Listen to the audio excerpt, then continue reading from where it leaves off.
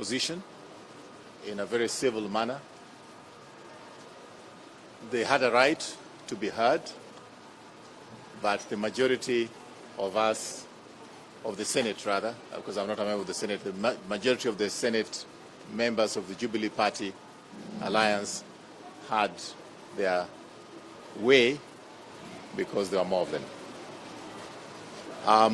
I think I want to make it clear because Senator Kang'Ata has tried to give the impression that the reason why he's been relieved of his responsibility as the chief whip in the House has got something to do with a letter that he wrote to the President at the beginning of this year. I want to be able to explain to you that that is not the case, at least not the case directly. We had a meeting with Honorable Kang'Ata with the leadership of the House, actually the leadership of Parliament. There were 8 of us, and we reached some conclusions because we did feel that whatever opinions he had to make is within his right as a member of the Jubilee Party, and he should not be vilified or punished for that. But the way in which he did them was what was the question that we thought he should realize, that there's decorum, there are ways of addressing these issues when you want to talk to the leadership of the party, and especially if that leadership happens to include His Excellency the President. After that meeting, we had another meeting at the Jubilee headquarters in which we invited him. He refused to come. And we discussed a few other confidential issues in which we put him online to be able to talk to us.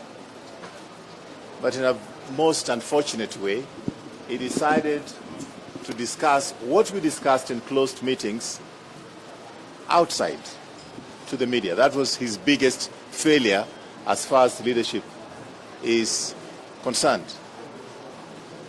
You don't kiss and tell. You don't kiss and tell. When we meet as a leadership, you're supposed to keep the confidentiality of the meeting, keep the confidentiality of what it is we have discussed. But if after talking, immediately you go out and expose those who you talked with and what you said with them, then that is not acceptable, and that is his biggest failure as a leader, and therefore the rest of the leadership in the Senate are not able to trust him going forward. How then can they ever talk freely when he's there, when they don't know what he's going to say outside to the media and to his friends? So it is that breach of confidentiality which has made his position untenable. I think that's all I have to say about that. If you have questions, you may. There is an assertion that has been made that you did not have the requisite numbers, and according to their calculation is that Jubilee has 38 senators, and if you were to get him out, you need a resolution by 20 members, and you, according to your own calculation, you had only 15. What would you say about that? Well, it's a little bit difficult for me to get into a debate with people who have already said they are not members of Jubilee Party, and I cannot be really going back and forth in terms of what they have calculated and what conclusions they have come to. It would be inappropriate for me to engage in that. Well, they have exited. What number did you remain with, and what number exactly needs to be there so that such a decision is made? We have a way of ensuring that we get the signatures that we require for the resolution. We have a resolution which we'll be presenting to the Senate. The leadership of the Senate is going to present that to the Senate. And it is not something that we are going to be able to debate with people who say they are not members of the Jubilee Party because they have another party. In the public domain. We will be presenting our position. The leadership of the Senate will be presenting our position in Parliament. That is the next arena in which this has to be presented, not with the media. For the sake of clarity, how many actually? Well, first of all, I have my majority whip. The deputy majority whip is the one who is working with those figures. I'm waiting for the figures after everybody has appended their signature.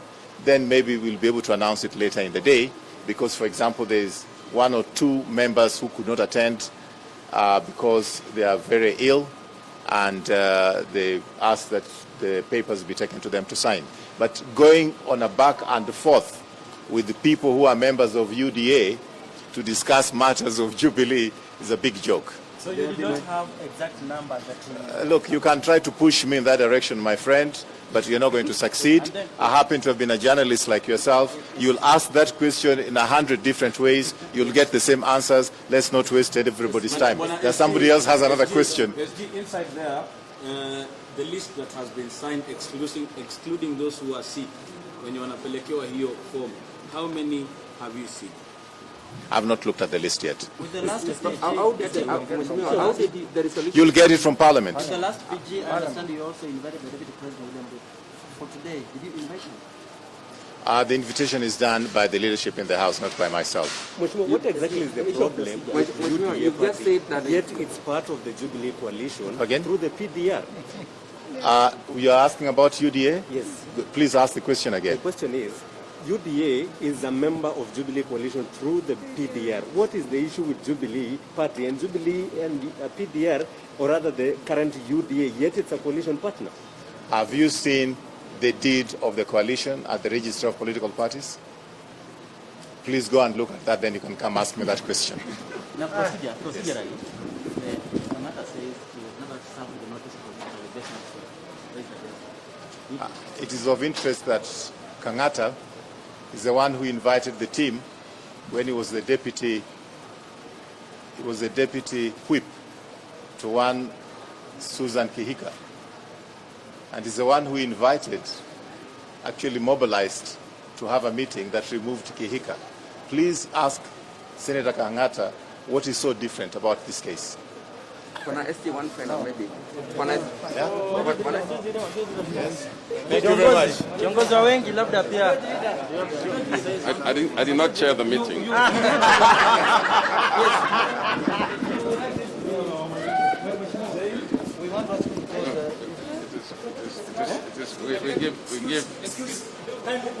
We give the party chair of this parliamentary group the opportunity to answer you guys. Yes. For me, I serve as a leader. I serve with whoever is coming to replace Kang'Ata. We'll continue to serve in the House the same way that we've served with Kang'ata. Yeah. The kind of intimidation that you used to last time is the same that you offered this afternoon. I didn't notice that kind of intimidation at all. How? What would be different in bringing on board those who some of this meeting? You're right. My duty is to bring everybody on board. Yes. And so after this meeting, that's also my duty to bring everybody on board, because we need everybody. This is not a situation that is strange to Kenyan politics. I mean, we know that if loyalty is a test, the party decides. I'm there as a servant of the parliamentary group, so I'll just serve and wait to serve with whoever comes in. That's all. Are you going to accommodate the expelled members in the House today? Again, that is written in the rules. I don't admit. There is a speaker, not me. Yeah, thank you.